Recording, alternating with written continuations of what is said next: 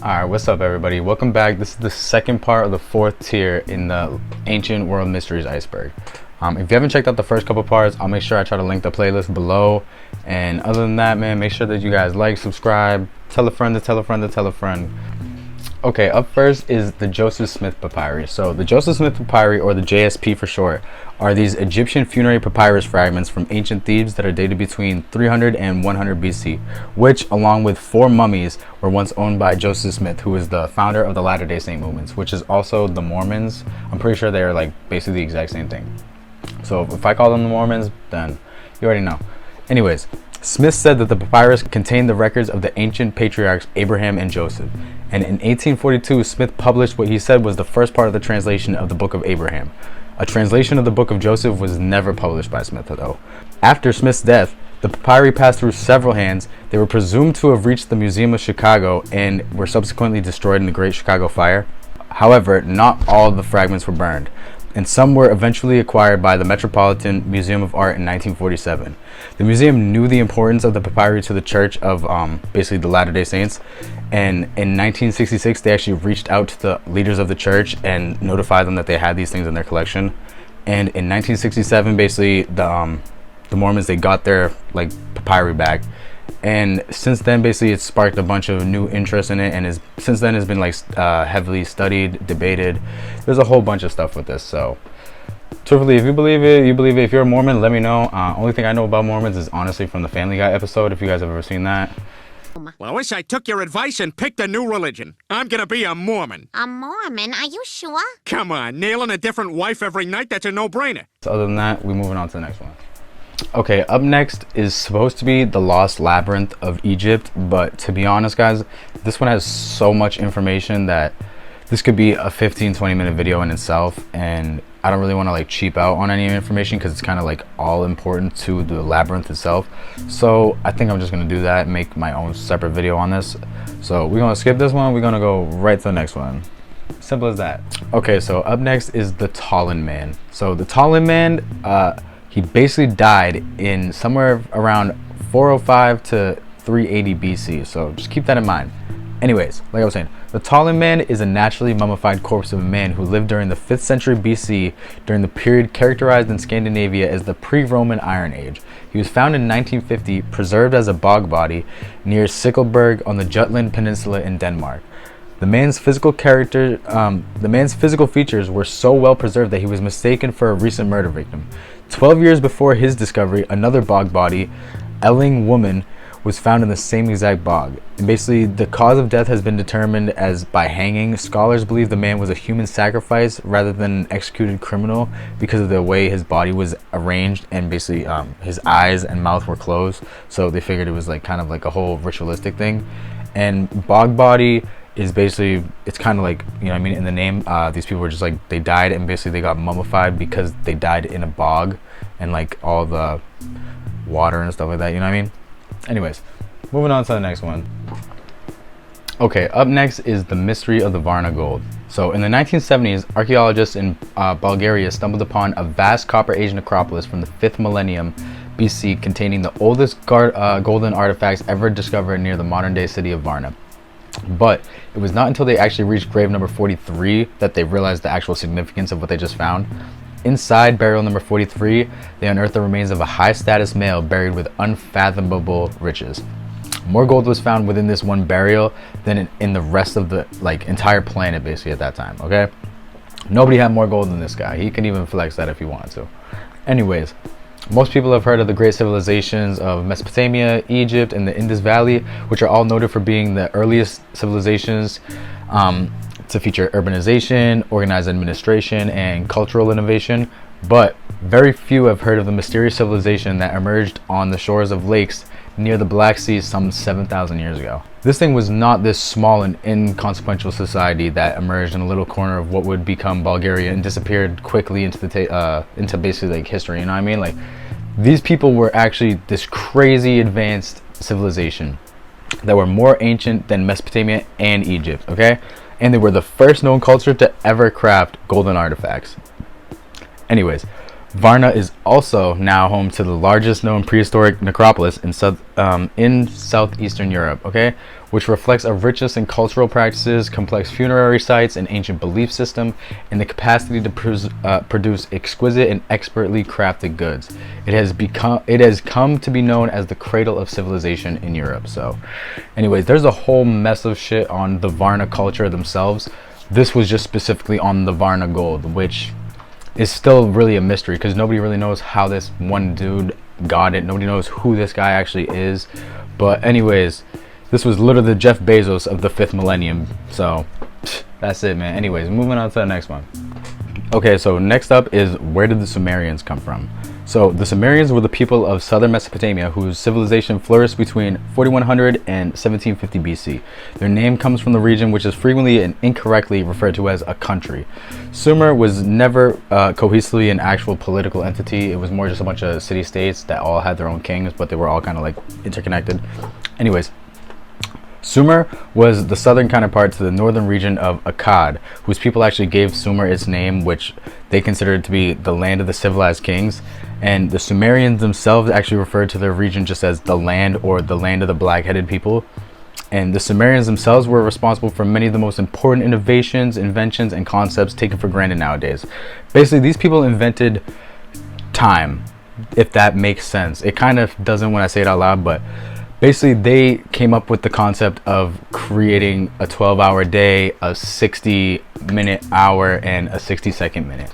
They like keep track of time. They were the ones that actually invented the whole concept of keeping track of time. So you can thank them for that. Thank you so bloody much! Other inventions or innovations, they had the first school, the earliest version of the tale of the Great Flood, and other biblical narratives, the oldest heroic epic. They had governmental bureaucracies, monumental architecture, and irrigation techniques. So these people were doing it all way back then, like about 7,000 years ago or whatever that is now. So these people were doing it all. Anyways, after the rise of the Amorites in Mesopotamia and the invasion of the Elamites, Sumer basically just ceased to exist. It was completely like gone and destroyed. It was only known through references in the works of ancient writers, including the scribes who actually wrote the biblical book of Genesis. Sumer remained unknown until the mid-19th century, when excavations in Mesopotamia unearthed their civilization and brought many of their contributions to light. The Sumerians also invented the concept of a city, and they actually hold the claimant of the oldest city in the world. The Sumerians considered Eridu as their oldest city, whereas today, like modern archaeology says that Uruk was the first city ever, like just carbon dated and age and all that, whatever science stuff. So, just to say it. Anyways, like I said, the Sumerians themselves believed the first city in the world was Eridu, which presided over their god of wisdom and water, which is Enki. Enki supposedly raised it from the watery marshes and established the concept of kingship and order in the land. The establishment of Eridu by Enki was seen as a kind of golden age, comparable to the biblical Garden of Eden as the home of the gods and the birthplace of rules of governing civilizations, and which is kind of funny because it was basically known as the Meh. So anyways, that's basically all I got. Their civilization is so deep and stuff. You can make a fucking whole series on them, for real. So I'm gonna move on right here, but if you're interested, I would definitely tell you to look into them because they came up with some crazy shit. I mean, bro, if you're coming up with the concept of time, then yo, you're on some different shit. You know what I mean? I would have never. Anyways, moving on to the next thing. Okay, up next is the Carnac Stones. So the Carnac Stones are an exceptionally dense collection of megalithic sites near the south coast of Brittany in northwestern France, consisting of these stone alignments, which are like these rows and these tombs and burial mounds of just different like rocks and stones, and these single menhirs, which are basically like these single standalone stones. Now, more than 3,000 prehistoric standing stones were like found in this local granite and erected from the pre-Celtic people of Brittany, and form the largest collection of the world. All right, most of the stones are within the Breton municipality of Carnac, but some to the east of the neighborhood La Trinité-sur-Mer. The stones were erected at some stage during the Neolithic period, probably around 3300 BC, but some may date back to as early as 4500 BC. Although the stones date from 4500 to 3300 BC, modern myths associate them with 1st century Roman and later Christian occupations. A Christian myth associated with the stones held that they were pagan soldiers in pursuit of Pope Cornelius when he turned them to stone. Brittany has its own local versions of the Arthurian cycle, Local tradition similarly claims that the reason that they stand in such perfectly straight lines is that they are Roman legions turned to stone by Merlin. Everybody's thinking that these things are just people turned to stone. Maybe they are, who knows? Anyways, in recent centuries, many of the sites have been neglected, with reports of domes being used as sheep shelters, chicken sheds, and even ovens. So people don't even give a fuck about these things anymore. Even more commonly, stones have been removed just to make way for roads, or even just as building materials. And the continuing management of the sites remains just a controversial topic, because basically, as you just heard, nobody cares. I mean, they're taking these things out to just use them as building materials, and they're moving them so they can build a road. They don't care about these things anymore, but pretty dope. I mean, they're just super old rocks that everybody assumes is somebody that turned to stone. So, whatever. We're moving on to the next thing, though. Okay, up next is Kofun. So, Kofun are these megalithic tombs or tumuli in Northeast Asia. Kofun were mainly constructed in the Japanese archipelago between the middle of the 3rd century and the early 7th century. And the term is the origin of the name of the Kofun period, which indicates in the middle of the 3rd century to early middle 6th century. Many Kofun have distinctive keyhole-shaped mounds. The Kofun tumuli have assumed various shapes throughout history. The most common type of Kofun is known as a Zenpo Koen Fun, is shaped like a keyhole, having one square end and then one circular end. There are also these circular type, which are called Empun. And basically these Kofun burial mounds and their remains have been found all over Japan, including remote islands such as Nishoshima, and a total of 161,560 Kofun tomb sites have been found since 2001, basically, as of 2001. So there's tons of these things. Most of them have been found in the Hyogo prefecture with 16,577, and the next one is the Chiba prefecture with 13,112. So that's not that bad. That's a lot, bro. Anyways, moving on to the next thing. Okay, so up next is Roopkund. So Roopkund is locally known as Mystery Lake or Skeleton Lake. Basically, this thing is a high altitude glacier lake in the Uttarakhand state of India, and it lies in the Trishmu Massif located in the Himalayas. The area around the lake is uninhabited and is roughly at an altitude of 5,020 meters or 16,470 feet, somewhere around there. Surrounded by rock-strewn glaciers and snow-clad mountains, Roopkund is a popular trekking destination. The size of the lake varies substantially, but is seldom more than 40 meters in diameter, which is about 1,000 to 1,500 square meters. My bad. And it's always frozen in the winter. It has a depth of about 3 meters, so what's that, 9 feet? Roopkund is widely known for the hundreds of ancient human skeletons found at the edge of the lake. The human skeletal remains are visible at its bottom when the snow melts. So basically, they're all at the bottom of this lake. So you go there when it's not winter time and all that snow is melted, you can just see tons and hundreds of skeleton remains, basically. Basically some horror movie shit, if we're going to be honest. Anyways, initial investigations led some to believe they were the remains of a semi-legendary event when a single group was killed in a sudden and violent hailstorm in the 9th century. But scientific research has subsequently shown that the remains belong to 3 distinct groups who died in 2 independent events. Skeletons were rediscovered in 1942 by a forest ranger of the Nanda Devi National Park named Hari Kishan Madhwa. At first, British authorities feared that the skeletons represented casualties of a hidden Japanese invasion force, but it was found that the skeletons were far too old to be Japanese soldiers. The skeletons are visible in the clear water of the Shadow Lake during 1 month when the ice melts. Along with the skeletons, wooden artifacts, iron spearheads, leather slippers, and rings were also found in the lake. Basically, when a team from National Geographic retrieved about 30 skeletons in 2003, so flesh was still attached to some of them. Okay, so basically these things have been down there for who knows how long, and they still have flesh on them, probably because it's well preserved because of the cold and it only unfreezes for the month. Yeah, basically they don't really know anything about the events that happened, but they just determined that it was 3 separate groups of people that all died in 2 separate events. So it wasn't just one giant hailstorm that just wiped out all these people. But anyways, moving on to the next thing. Okay, so up next is the Sivatherium of Kish. Oh, so a Sivatherium is an extinct genus of primordial giraffes that once roamed the Indian subcontinent and all throughout Africa. It was a robust, powerful animal and one of the largest ruminants of all time. However, scholars agree that this thing must have been extinct for a very long time. The species came to be around 7 million years ago in the late Miocene and was gone by the late Pleistocene, roughly 1 million years ago. Some of the earliest indications of this were found on ancient rock paintings in the Sahara and central West India. These crude paintings show an animal much akin to a Sivatherium, suggesting that the animal actually went extinct as recently as 8,000 years ago. Way different than the 7 million years ago where these people think that they first kind of started to show up. Anyways, the main surprise came during an archaeological excavation of the ancient Kish, a Sumerian city-state situated in the ancient cradle of the civilization, Mesopotamia. A chance discovery offered tantalizing evidence that the Sivatherium possibly survived to a more recent times, particularly to the dawn of the Mesopotamian civilization and the first inventions of the wheel and the writing systems.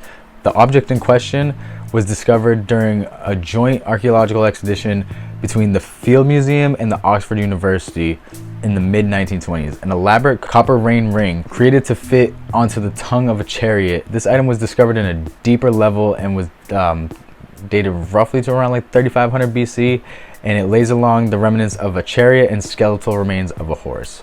So basically it was like this big kind of giraffe-ed horse, like a giant fucking horse thing that they would put on these chariots and shit. So it's pretty sick. Anyways, moving on to the next thing. Almost done. Okay, so next up, what's inside Huang Shi Huang's tomb? So, known today as the first emperor, Huang Shi Huang Di left a legacy that would make him a towering figure in Chinese history. By the time he died in 210 BC, he had united warring kingdoms into one country, put an end to feudalism, and built the Great Wall that endures today, basically, as we all know it, the Great Wall of China. So, this dude, you can thank this guy for that. Anyways, but his most stunning project came to light in 1974 when farmers uncovered strange figures while digging a well near the old Chinese capital of Xiangyang. Excavations have since revealed sections of a grand funerary complex. 3 huge pits harbor several thousand warriors, presumably meant to protect the emperor for eternity. These statues were unlike anything uncovered basically ever before in China. Alright, this was crazy when they first found them. Scientists have gathered a variety of clues. Terracotta acrobats and bronze figures of ducks, swans, and cranes uncovered at the Royal Tomb Complex may show evidence of Greek influence, and European DNA has been recovered from some of the skeletons at the site in the northwestern China. So that just basically shows that they were basically getting people to travel here to either help build this or to, help this guy out in some way. Putting these together, experts have worked out a theory. Inspiration for the terracotta army may have come from foreign artists, traveling from Hellenized areas of Western Asia and arriving in China 1500 years before Marco Polo. They could have trained the local craftsmen who furnished the emperor's tomb with statuary. Basically, like I said, so they hired these guys to come in, at least train these guys, people to do whatever they were going to do. Scientists using remote sensing, ground-penetrating radar, and core sampling have also revealed the Emperor's Tomb complex to be much larger than once believed, almost 38 square miles, or almost 98 square kilometers. At its heart stands a tall earthen mound that covers the ruler's tomb, which remains sealed. Basically, it's still closed up to this day. Many other people were also buried at the site. Archaeologists have discovered mass graves that appear to hold the remains of craftsmen, laborers, including convicted criminals in chains who died during the decades. Basically, it took 3 decades to actually build this huge mausoleum, and basically there's just been a bunch of other mass graves that have been kind of found around this area of this guy's burial site. So okay, so last up on the 4th tier of this whole iceberg, what was the Set animal? So in ancient Egyptian art, the Set animal, or Shah, is the totemic animal of the god Set. Because Set was identified with the Greek monster Typhon, the animal is commonly known as the Typhonian animal or the Typhonic beast. Unlike other totemic animals, the Set animal is not easily identifiable in the modern animal world. Today there's a general agreement among Egyptologists that the Set animal was never actually a real creature and was more just imaginary in all of this Egyptian stuff. It was just a figment of their imagination, I guess, or a fairy tale, local legend. Anyways, in recent years, there have been many attempts by zoologists to find the Set animal in nature. Whether or not the animal existed is actually currently unknown, so nobody really knows if this thing ever was a real or was just imaginary or whatever. Yet, either way, it had a ton of significance to the Egyptians. The Set animal is one of the most frequently demonstrated animal determinatives. The Shah is usually depicted as a slender, canine kind of thing, resembling a greyhound or a jackal, with 3 distinguishing features. It has a stiff tail. Usually it's like forked at the end, basically, so it'll have like these kind of like 2 things at the end, which stands straight up or at an angle. Whether the animal is sitting or standing or walking, its ears are also like straight up, and they're usually depicted as like squarish or a little triangular, narrowest towards the base and widest towards the squarish tops. And then it has this long nose, often with a slight downward curve. It is normally depicted as black, but many also have been found where it's like depicted as like a reddish kind of color. The Set animal is usually depicted at rest, either lying down or seated. The shape of the head often resembles a giraffe, causing confusion between the 2 signs.